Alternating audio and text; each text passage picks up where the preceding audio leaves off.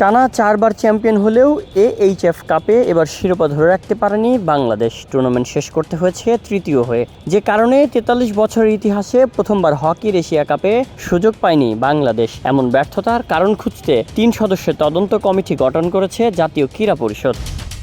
AHF কাপের ক্যাম্পে রাসেল মাহমুদ জিমির ডাক না পাওয়া বেশ বিস্ময়ের জন্ম দেয়। অভিজ্ঞ এই খেলোয়াড় বাদ পড়েন বয়সের অজুহাতে। 32 বছরের বেশি বয়সী দলে সুযোগ পাবেন না এমন অলিখিত নিয়ম করে হকি ফেডারেশন। এর পেছনে কার দায় আছে সেটা খতিয়ে দেখবে NSC.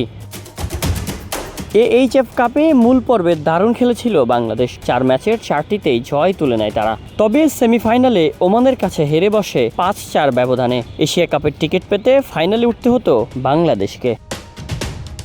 Shayan Sabbir, BD archive.